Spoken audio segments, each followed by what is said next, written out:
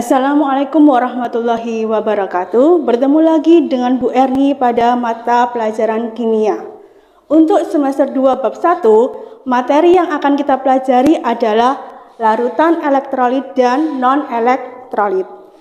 Larutan adalah campuran homogen antara zat pelarut dengan zat terlarut.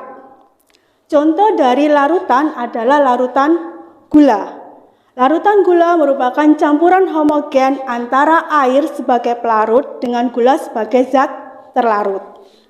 Contoh yang lain adalah larutan garam. Larutan garam merupakan campuran homogen antara air sebagai pelarut dan garam sebagai zat terlarut. Sudah jelas ya dari sini?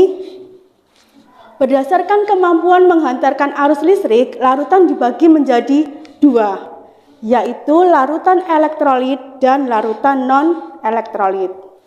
Larutan elektrolit adalah larutan yang dapat menghantarkan arus listrik.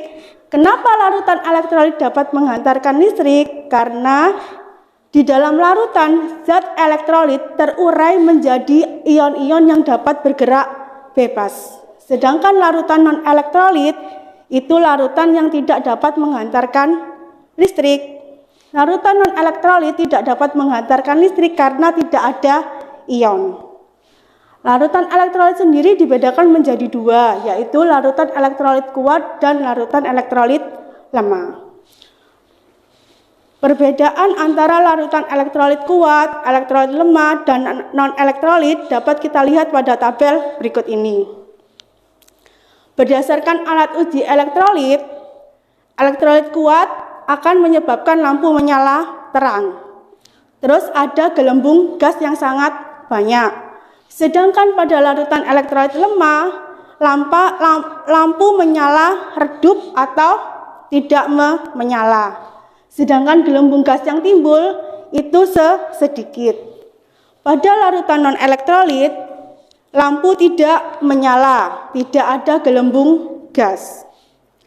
Pada larutan elektrolit kuat, zat yang terlarut akan terionisasi sempurna, misalnya HCl. HCl di dalam larutannya akan menghasilkan ion H dan ion Cl. Reaksi yang terjadi merupakan reaksi irreversibel. Apa itu reaksi irreversibel? Reaksi yang tidak dapat kembali lagi. Tandanya apa? Tandanya ini, tanda panah cuma satu arah. Sedangkan pada larutan elektrolit lemah, zat terlarutnya terionisasi sebagian. Misalnya, asam asetat ketika dilarutkan, dia akan menghasilkan ion CH3COO- dan ion H+. Selain dihasilkan ion ini, dia juga dihasilkan molekul CH3COOH. Reaksi yang terjadi merupakan reaksi reversibel. Reaksi reversibel itu reaksi yang dapat kembali lagi. Ditandai dengan apa? Adanya tanda panah dua arah, ke kanan dan ke kiri. Sedangkan pada larutan non-elektrolit tidak terionisasi. Perbedaan yang ketiga, pada larutan elektrolit kuat, derajat ionisasi atau alfanya sama dengan 1. Artinya apa? Artinya mol yang terionisasi sama dengan mol mula-mula. Sedangkan pada elektrolit lemah, derajat ionisasinya lebih besar daripada 0 atau kurang dari 1. Maksudnya apa? Mol yang terionisasi itu kurang dari mol mula-mula. Sedangkan pada larutan non-elektrolit, derajat ionisasi atau alfanya sama dengan 0. Jadi molnya tidak terionisasi. Contoh dari elektrolit kuat misalnya asam kuat. Apa saja asam kuat itu?